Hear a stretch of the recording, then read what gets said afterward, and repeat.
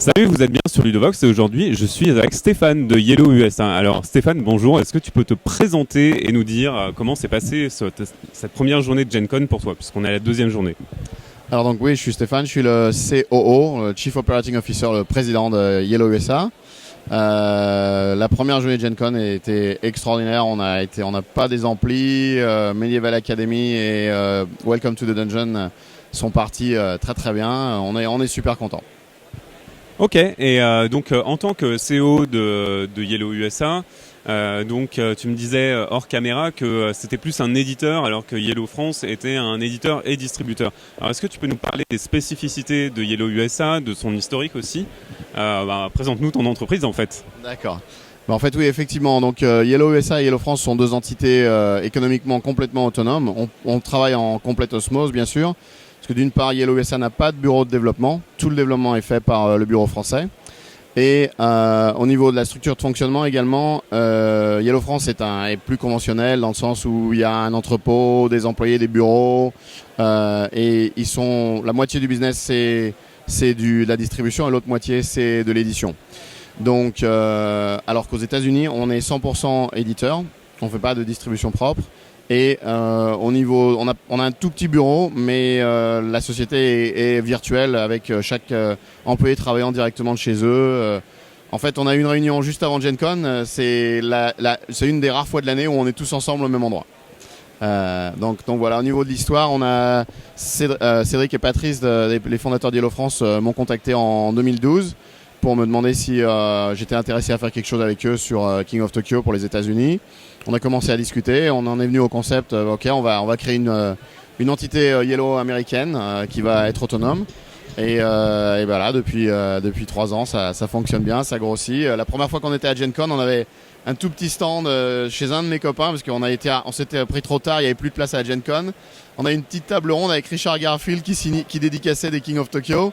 Et maintenant, on a un stand de 300 mètres carrés avec une salle de tournoi de l'autre côté. On a 31 démonstrateurs, donc on a fait un peu de chemin.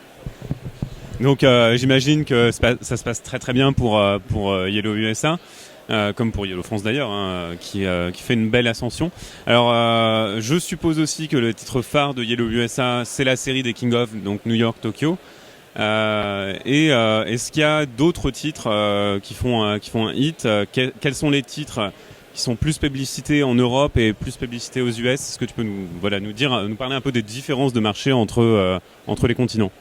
Alors c'est une question intéressante parce qu'effectivement, bien que les marchés semblent très similaires, il y a une culture du jeu familial qui est un petit peu différente. Par exemple, je te citais en exemple avant Le Roi des Nains, qui est un titre qui marche très très fort en France. Aux États-Unis, on n'a pas le même succès. C'est un jeu qui se vend bien, mais si on considère proportionnellement la taille du marché, on n'a pas du tout le même succès pour ce genre de produit. Donc on y travaille, on essaye d'éduquer le consommateur américain au jeu de pli. Ils n'ont pas cette culture du jeu de tarot, etc. Sinon, au niveau des titres phares, bien entendu, King of Tokyo et King of New York sont nos étendards, nos titres, nos evergreen, comme on les appelle, qui se vendent constamment.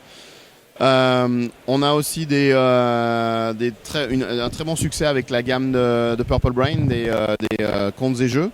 Ça marche très bien aussi. Et je dirais au même niveau que les contes et jeux, Heroes of Normandy, notre partenariat, on fait une coédition avec Devil Peak Games pour les États-Unis. Et ça, c'est un produit qui marche très bien pour nous et qu'on aime beaucoup. Alors, c'est un peu une déviation du catalogue classique Yellow, mais c'est plus je suis un wargamer et j'adore ce produit et en fait il marche très très bien. Zombie 15 Zombie 15 aussi. Le jeu coopératif est vraiment une catégorie qui grossit très fortement aux États-Unis. On vient juste de lancer Pingo Pingo sur la con. Il a aussi un gros succès. On a des gros espoirs pour ce jeu et on pense qu'il va très très bien marcher. Ok. Et du coup, encore hors caméra, parce qu'on a beaucoup parlé avant. Est-ce que tu me disais qu'il y avait vous aviez un gros challenge pour communiquer entre la France et les États-Unis. Alors pas seulement, mais en partie à cause du décalage horaire. Alors du coup, quelles sont les décisions que vous prenez? Est-ce que vous avez des décisions conjointes? Est-ce que à quelle fréquence vous tenez des réunions? De quoi vous discutez?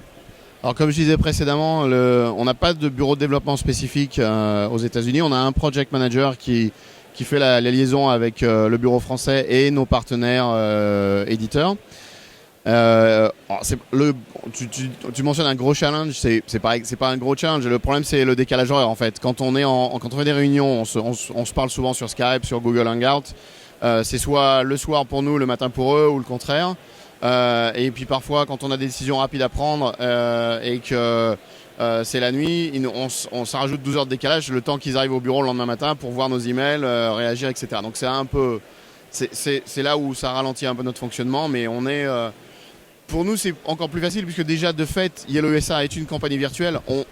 Entre nous, on travaille virtuellement. Donc le fait qu'on ait une réunion avec des gens qui sont en France ou dans l'État voisin, ça change rien pour nous. Et du coup, qu'est-ce que vous allez pousser? Parce que là, vous avez quand même un bel éventail de jeux. Mais après la Gen Con, est-ce qu'il y a des plans pour pousser certains titres ou en tout cas, voilà, est-ce que vous avez des trucs à annoncer? Alors des trucs à annoncer, ouais, il aurait fallu que tu viennes à la partie presse. Hier, on a annoncé pas mal de choses. On a le jeu avec Antoine Boza, Océanos. On a le jeu avec les petits chats. On n'a pas encore le titre. C'est Party Kitten, quelque chose comme ça. C'est des chats qui font un concours de nourriture. Qu'est-ce qu'on a d'autre? On a Bunny Clan, qui est un nouveau Richard Garfield. On a l'extension Power Up pour King of New York. On a... je pense que j'ai fait le tour. Il y a encore plein de projets. On a 17 produits qui sont planifiés pour 2016 déjà. Donc on n'arrête pas. Mais on pousse tous les produits de la même façon. On essaye vraiment de prendre le temps de bien marketer les nouveaux produits sur le marché, de les pousser. Eh ben écoute, merci beaucoup de nous avoir accordé ces 5-10 minutes et puis on se revoit bientôt sur une Gen Con ou alors sur Ludovox. Ça marche et bon salon à vous. Merci toi aussi, salut, à bientôt sur Ludovox.